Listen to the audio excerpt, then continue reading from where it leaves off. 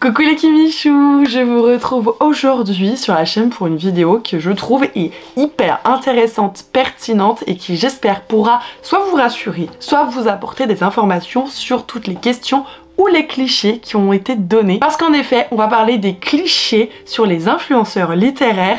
Il y en a certains, je vous avoue, qui m'ont fait rire, d'autres qui m'ont un peu horripilé, mais pour autant, ils sont tous légitimes et j'ai très envie de pouvoir y répondre dans cette vidéo. Certaines personnes ont pris le parti plutôt de poser des questions, de vouloir se renseigner, il n'y a pas de problème, ce sera fait également dans celle-ci. J'avais donc posté ça en story sur Instagram, donc malheureusement, si vous ne me suivez pas sur cette plateforme, vous n'avez pas pu du coup donner une question, apporter quelque chose pour cette vidéo et j'en suis désolée. Si c'est simplement un choix de votre part, je le respecte. Si vous n'avez pas l'application, je le respecte. Si vous l'avez et que vous souhaitez participer à autre chose une prochaine fois, bah surtout n'hésitez pas du coup à me rejoindre. Petit disclaimer avant de commencer, mais je pense que c'est assez logique, sachez que ce sont des réponses personnelles, c'est-à-dire que c'est mon regard sur le métier que j'exerce, je peux pas répondre pour tous les influenceurs littéraires, ce n'est pas possible. On a tous et toutes notre vision des choses, bien que sur certaines on pense beaucoup de la même manière, entendons-nous bien, mais il se peut que pour certaines questions, vous voyez des personnes qui vous auraient apporté d'autres réponses. Donc là, c'est vraiment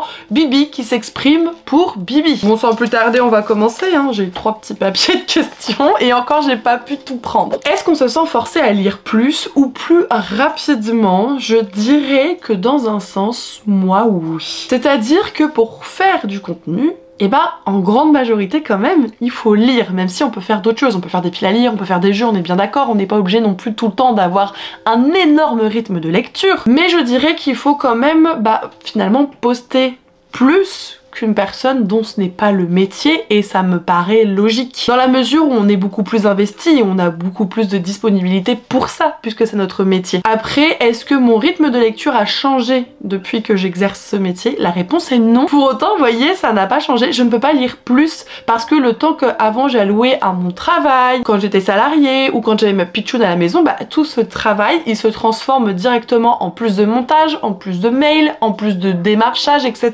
Donc en somme, cette charge de travail, ce temps qui était alloué pour ces choses, il est redistribué autrement, mais pas forcément en temps de lecture du coup. Donc dans un sens, oui, on n'est pas forcé, mais on a envie de faire plus, mais c'est pas forcément toujours possible. Les influenceurs doivent aimer toute leur lecture, alors là, très clairement, non, absolument pas. On a le même jugement normalement, mais je reviendrai là-dessus que vous, c'est-à-dire qu'il y a des choses humainement qu'on ne peut pas apprécier, qui ne sont pas faites pour nous, et donc du coup, simplement, on ne les aime pas. Après, il y a une manière, je trouve aussi, de communiquer sur des récits qu'on n'a pas appréciés, c'est-à-dire que pour moi, on ne doit pas taguer déjà l'auteur, parce que si c'est pour le descendre, si c'est pour lui dire que son livre il est mal fait, etc., est-ce que ça va l'aider? Est-ce qu'il peut plus rien faire en fait? Le livre il est édité, il est publié comme tel, il peut plus y toucher. Donc je ne pense pas que ça va l'aider. En dehors de ça, je pense qu'il y a des fois où c'est pertinent de dire je n'ai pas aimé ceci, ceci, ceci dans le livre, moi c'est des choses qui m'ont dérangé. Et à contrario, des personnes qui vont se dire mais en fait moi c'est exactement ce qui m'intéresse ça, donc oui il va me donner envie de le lire. Et ça arrive fréquemment même avec vous. Des fois je dis moi j'ai pas aimé ça et on me dit ah, mais Kimi en fait moi c'est vraiment ce que je recherche, et donc les personnes l'achètent parce que elles ont pu pointer du doigt un petit peu ce qui pouvait les attirer, alors que moi ce sont des choses qui me déplaisent. On n'est pas obligé d'être tout le temps linéaire, vous et moi, et pour autant on arrive quand même à s'aiguiller, vous voyez ce que je veux dire? La journée n'est constituée que de mails, de création de contenu et de lecture. La réponse et oui. En somme, je ne sais pas du tout quelle autre tâche vous auriez aimé qu'un influenceur littéraire fasse de plus, mais en somme, le métier, c'est vraiment ça. Il faut lire des livres, il faut faire du contenu autour de ces livres, et après, par mail, on échange pour des services de presse, des collaborations, etc. Moi, j'ai la chance, personnellement, de pouvoir faire aussi à côté beaucoup d'événements littéraires, et ça, tous les influenceurs ne le peuvent pas, de par une situation géographique, de par des déplacements qui sont onéreux, parce que quand on va aux événements, on n'est pas payé, ça arrive, c'est très très rare, mais on n'est pas payé pour y aller. Nous ne sommes pas remboursés pour les trajets, si on dort sur place, on n'est pas remboursé non plus. Ça a quand même une certaine charge, un coût financier pour le créateur de contenu. Mais je sais que personnellement, les événements, j'adore y aller, j'essaye d'en faire un maximum parce que j'aime ça. Je suis quelqu'un qui a besoin de relationnel, ce qui est assez paradoxal avec le fait que j'exerce un métier depuis chez moi où je suis toute seule. Mais avec les événements littéraires, je retrouve ça. Et mine de rien aussi, ça m'a permis d'avoir certains contacts, d'avoir certains contrats très précieux, donc je trouve ça aussi également très important. Donc désolé de décevoir, mais effectivement, un influenceur littéraire, il doit créer du contenu, il doit faire de l'administratif et lire un petit peu quand même. Nous devons lire des livres populaires au détriment de nos lectures plaisir. Je dirais que ça dépend, je suis un peu mi-figue mi-raisin. C'est-à-dire que moi je suis quelqu'un qui va vraiment aller vers mes lectures plaisir. Bon, hors collaboration. C'est-à-dire qu'en collaboration, on parle de quelque chose de rémunéré, j'ai un contrat, c'est du coup ce qui doit être primordial, ce qui doit être la chose numéro 1 dans mon ordre de lecture. Après, lorsque je n'ai pas de collaboration, si j'ai envie de lire quelque chose, je vais le lire. Et en fait, je vais pas forcément me poser la question de si c'est un service de presse, de si c'est un achat, mais pas du tout, c'est juste j'ai envie de lire le livre, je vais le lire. Par contre, si j'ai une hésitation, genre j'ai 2 bouquins, je me dis mais je lis lequel? Peut-être que, je l'admets, inconsciemment, je vais prendre le livre qui est un petit peu plus populaire, parce que derrière, en un sens, quand on publie du contenu sur des livres peu connus, sur des graphiques, sur des auto-édités. Je tiens à dire que ce sont des choses qui me tiennent à cœur et que je continuerai de faire quoi qu'il en soit, mais les algorithmes ne nous mettent pas en avant parce que dans leur fonctionnement, que je vous explique un petit peu surtout pour Instagram, il va prendre en fait une poignée de nos abonnés et va leur balancer notre contenu. Si ces abonnés en l'occurrence ne réagissent pas, l'algo il va dire bah en fait c'est pas un contenu qui intéresse, il va donc très peu le montrer. Par contre si c'est 50 et quelques personnes admettons, et elles sont intéressées, on voit qu'il y a des likes, il y a des commentaires, etc. Il va le proposer à plus de personnes de la communauté. Et oh, ces personnes, elles sont également intéressées, il y a encore de l'interaction et tout.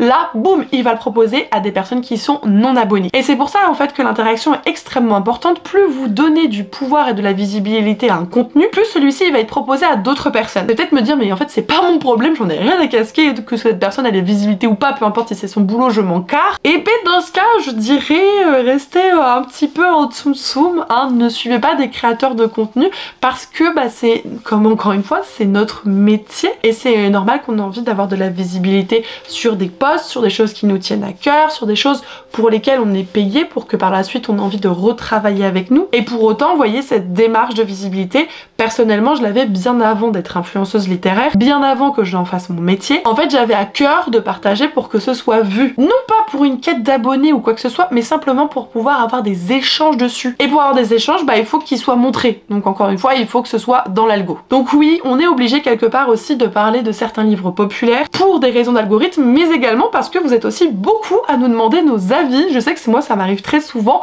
lorsqu'un livre vient d'être publié ou autre, on me dit ah mais celui-ci il a l'air trop bien, mais Kimi, j'attends ton avis pour voir ce que je fais. Du coup, bah je me dis peut-être je vais essayer de le lire rapidement quand même. Vous êtes quelques-uns à m'avoir demandé pour celui-ci, et c'est ce qui fait que des fois je vais lire plus une nouveauté qu'un ancien livre qui a été publié déjà il y a quelques temps. Mais encore une fois, si je le fais, c'est parce que le livre me tente, vous en faites pas, j'ai pas du tout la corde autour du cou. Comment est-ce que je m'organise entre lecture, plaisir et service de presse slash du coup collab, je vais rajouter. C'est très simple, je m'organise extrêmement mal et c'est ma prochaine voie d'organisation, d'amélioration en fait justement de mon organisation. C'est-à-dire que jusqu'à présent, depuis fin avril, je n'enchaîne que, ou presque que, des lectures collaboration. Voilà, j'ai très peu de temps pour lire autre chose. Après, les collabs que j'accepte, c'est parce que c'est des livres qui me font. Donc en soi, le plaisir de lecture, évidemment qu'il est là. C'est-à-dire qu'à un moment donné, bah, vous êtes dit, voilà, je vais prendre celui-là, vous êtes dit, boum, je vais lire celui-ci. Et au moment de lire celui-ci, bah en fait, celui-ci me fait plus envie maintenant, donc je vais lire celui-ci. Le problème qui peut se poser en tant qu'influenceur littéraire, c'est que si celui-ci c'est une collab, bah que t'aies envie ou pas, Ginette, de lire celui-ci, lui, il est prioritaire du coup. Je sais pas si je suis très claire dans ma démonstration. Après, là où j'arrive à avoir un petit peu plus de liberté dans mes lectures plutôt perso, c'est sur les audiobooks. Alors j'en ai eu quand même un en collab il y a pas très longtemps, bon c'était sur le livre en lui-même, mais moi je l'ai fait en audio pour me permettre de faire d'autres choses. Là actuellement je tourne un vlog que vous aurez si tout va bien du coup à la fin de la semaine, et pareil je l'utilise beaucoup l'audiobook, donc ça fait partie de ma collaboration. Et pareil j'ai un contenu à envoyer pour une marque prochainement, j'ai le livre papier mais il existe en audio, donc si ça peut me permettre de faire d'autres choses en même temps, je suis très consommatrice d'audio. Mais à part du coup ces 3 cas de figure là, sinon ce ne sont que des lectures perso en audio. Évidemment tout n'existe pas en audio, et pour certains livres j'ai pas envie d'écouter les audios parce que pour les fantasy où il y a un gros world building, où il y a quelque chose de très riche, j'ai peur de passer à côté de certaines choses dans la mesure où avec les audios je fais toujours quelque chose à côté. Du coup j'ai peur, avec mon attention qui est moindre lorsque c'est un audio, bah que ça ne le fasse pas, donc je me permets pas non plus de tout écouter si vous voulez. Mais en bref, j'ai pas du tout une organisation encore rodée pour mes lectures perso, mes collabs, mes SP, etc. Mais j'aimerais vraiment mettre ça en place sous peu. C'est quelque chose qui est assez revenu et sous différentes formes, mais on va parler de la fausseté des chroniques. En mon nom, je n'ai jamais menti de ma vie sur une chronique. Jamais. Déjà, rien que quand j'essaye de vous mentir en live, vous êtes là en train de me dire Mais Kimi, ça se voit sur ta tronche que t'es en train de nous mentir. Donc, alors rassurez-vous, hein, quand je le fais, c'est pour des trucs de... Hein, c'est vraiment des trucs à notre coco, pas de panique. Et du coup, j'en suis incapable et le pire, c'est que ça serait cramé chez moi. Et en plus de ça, pour vous rassurer, hein, c'est pas du tout dans mes valeurs les mensonges. C'est bien un truc que je déteste, je peux vous l'affirmer. Team Scorpion, on déteste les mensonges. Mais je vous cache pas que j'ai appris que malheureusement, pour certaines personnes, c'est le cas. Pour certaines, que ce soit des services de presse ou des collabs, par exemple, je sais qu'ils surnotent. Les personnes me l'ont dit en disant que c'est normal et que tout le monde faisait ça. J'ai dit non, non, ce n'est pas normal du tout de surnoter parce que c'est un service de presse et qu'on a envie d'avoir de bonnes relations avec la maison d'édition ou parce que c'est une collab. Personnellement, je peux pas, c'est des valeurs que je... Oh, mais en fait, ça m'horripile, je comprends pas le raisonnement. Enfin, je peux entendre qu'on se dise c'est pour avoir de bonnes relations, c'est pour que la maison d'édition n'ait pas payé dans le vent, etc. D'accord, mais en fait, la personne, elle remet en cause la confiance qui s'est établie entre sa communauté et elle. Et en fait, je trouve ça tellement important et même en un sens un peu fragile, dans le sens où bah, on se connaît pas réellement, c'est vraiment du virtuel et on vous partage évidemment que ce qu'on souhaite vous partager et donc du coup la relation de confiance elle est pas forcément évidente à bâtir avec tous ces éléments et quand on y arrive ou que les choses se font petit à petit, si c'est pour après derrière l'utiliser à mal ou la bafouer, là par contre je percute pas, vraiment c'est un truc qui m'agace. Donc je comprends que des personnes puissent douter parce que je sais de sources sûres qu'il y en a qui font ce genre de choses. Pour autant, je vais être entièrement honnête avec vous, jamais ce ne sera mon cas, je ne pourrai pas me regarder dans une glace, c'est impossible pour moi. Est-ce toujours de lire un livre quand on est sous contrat, donc collaboration, parce que le roman en question, il peut nous déplaire, et B, j'ai envie de dire que c'est comme pour tout, sans les collabs. C'est-à-dire que vous allez lire un livre, bah si vous l'avez pas aimé, vous l'avez pas aimé. Pour la collab, c'est exactement pareil, seulement du coup, on va pas être payé sur ce livre dans cette mesure. Parce qu'en effet, le client ne va pas payer quelqu'un si la personne va dire entre guillemets du mal du produit de manière générale.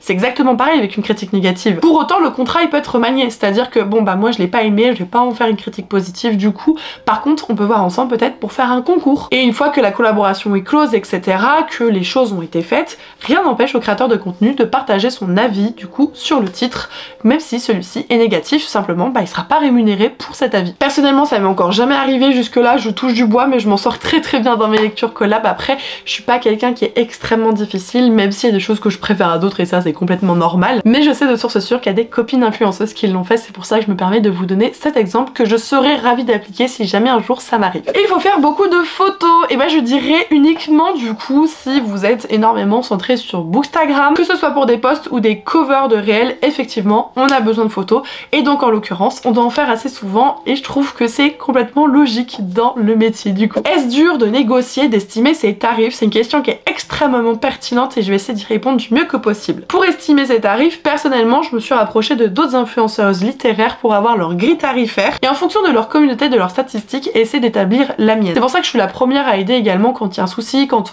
on veut savoir un petit peu comment ça se passe pour les tarifs. Je donne pas forcément les tarifs aux personnes que je ne connais pas parce que ce sont mes tarifs, mais par contre je peux les aiguiller et les guider sur les leurs, je le fais de temps en temps avec grand plaisir. Donc je dirais c'est quelque chose, tu sais, qu'on apprend sur le tas, qui se fait petit à petit, qui change, on discute et là on me dit, bah, c'est ce que Emma m'a dit il y a pas longtemps de la bouquinade en discutant, dit là par contre t'es réel Kimi, tu peux un peu augmenter quand même. Vous voyez, il y a le fait de pouvoir vraiment échanger avec d'autres influenceurs littéraires qui vous permettent aussi de vous situer du mieux que possible, mais c'est pas comme le lifestyle ou autre, vous avez vraiment tellement de personnes qui le font qu'il y a presque des grilles tarifaires préétablies. Dans le monde du littéraire c'est pas du tout le cas. C'est pour ça qu'il est très important justement de se rapprocher d'autres personnes pour estimer au mieux ses tarifs. Après la négociation, personnellement j'en fais très peu. C'est-à-dire que mes tarifs, j'estime qu'ils sont au bon prix, donc en somme je n'ai pas à les négocier, à de rares exceptions près. Pour les auto-édités, le tarif n'est pas le même, la grille tarifaire n'est pas la même, par contre je ne négocie pas les prix qui sont sur la grille tarifaire, simplement ce n'est pas les mêmes pour les auto-édités. Ils sont moins chers, rassurez-vous. Deuxièmement, l'une des seules fois où je peux accepter de collaborer, c'est des maisons d'édition qui me tiennent à cœur, sur des projets qui me tiennent à cœur. Là ils ont un couac, ils ont que tant de budget,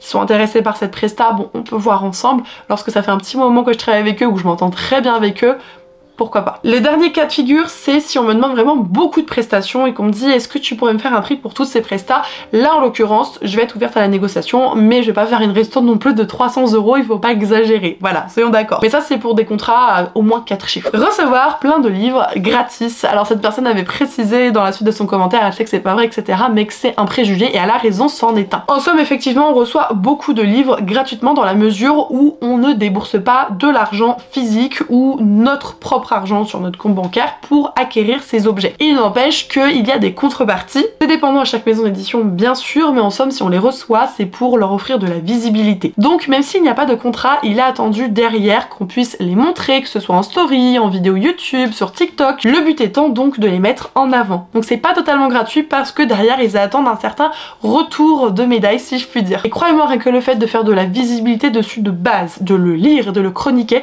ça prend déjà extrêmement de temps. Donc il faut pas pousser non plus, hein.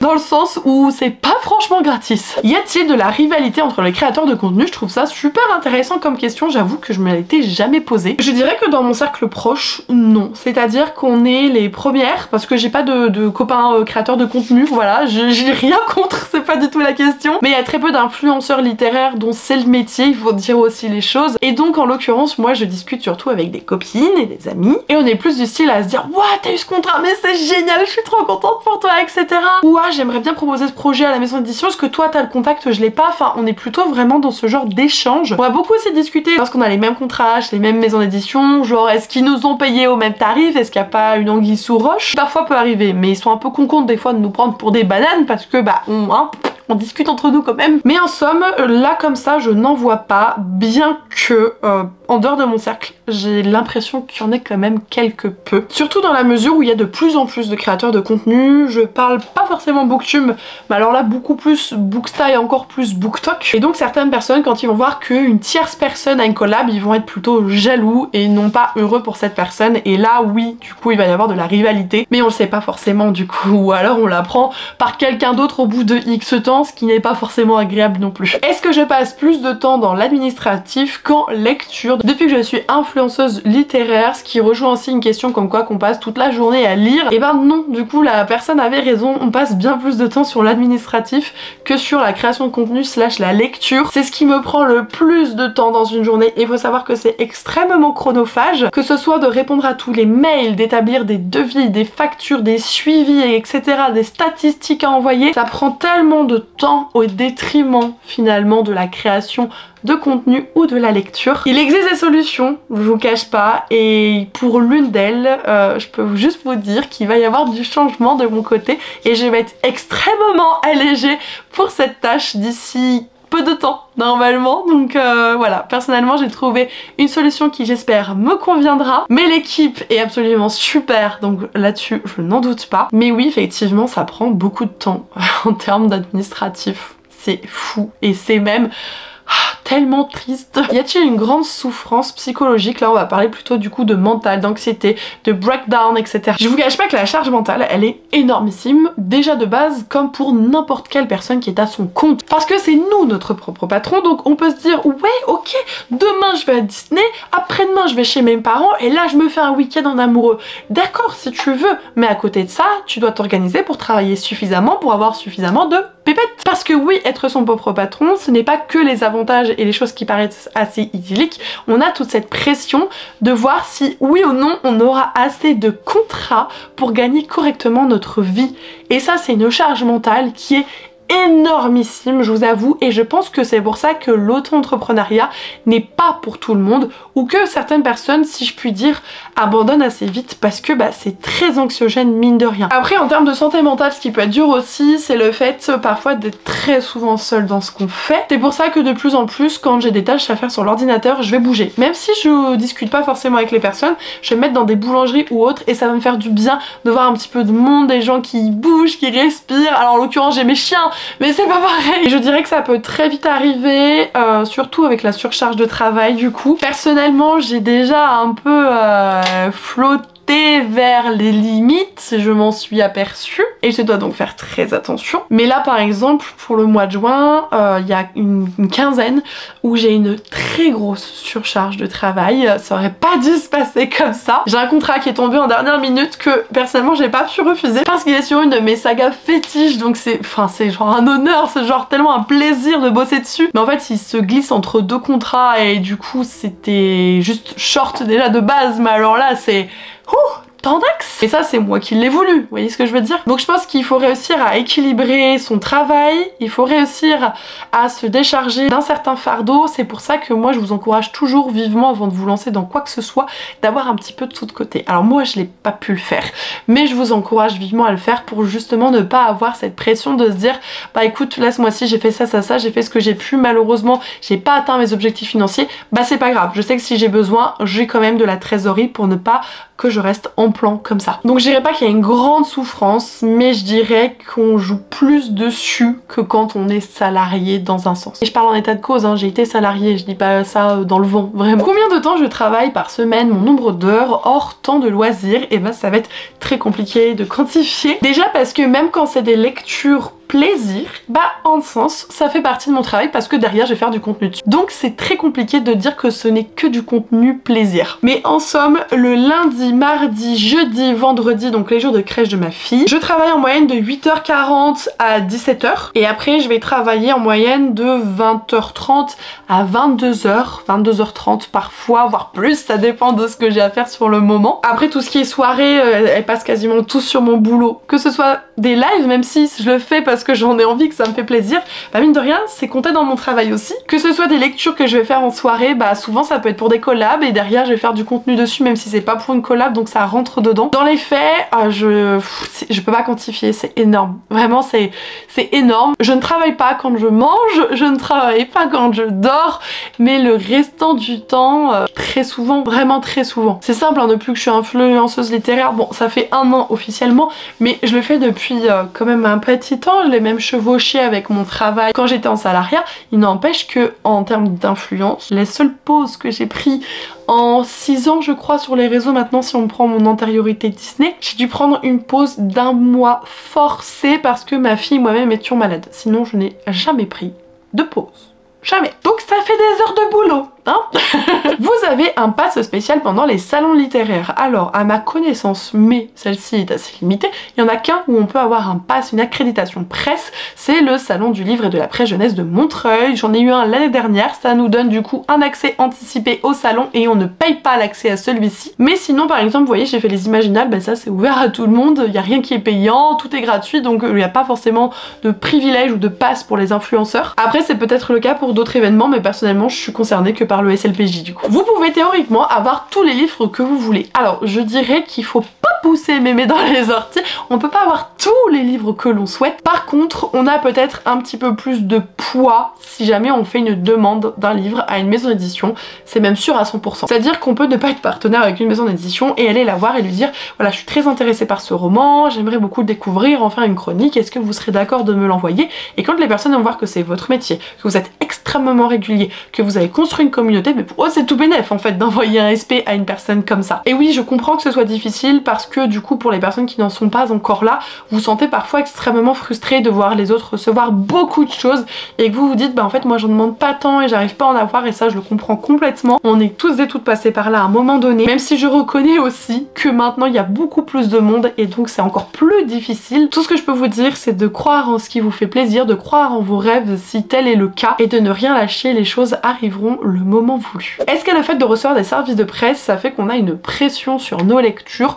Alors j'ai eu 2 temps là-dessus. Il y a un petit moment, oui, j'avais une grosse pression, vraiment je me sentais pas bien quand je faisais ma période de SP, c'était très compliqué pour moi à gérer, et maintenant plus du tout. Parce que pour un service de presse, on n'attend pas nécessairement que la personne le lise et fasse une chronique, il y a plusieurs formes de visibilité possibles pour un créateur, et donc en soi on n'est pas obligé de le lire tout de suite. Et donc ça, c'est ce qui m'arrange un peu plus. Après, il faut que les choses soient claires avec les maisons d'édition, parfois ils nous le disent juste est-ce que vous voulez un service de presse, ils nous demandent rien derrière, et fort heureusement puisqu'avec une des dernières lois, quand on a des exigences sur des services de presse, on doit en fait les déclarer, et donc on est imposable sur les livres quand c'est comme ça. Donc moi personnellement je refuse toujours d'en recevoir dans ce genre de cadre. Ils brident leur leurs avis sur des livres qu'ils détestent pour ne pas se mettre les maisons d'édition à dos. Encore une fois, ce n'est pas mon cas. Après, je fais deux poids deux mesures. Même si j'ai détesté un livre, je vais pas dire « Ah, c'est de la...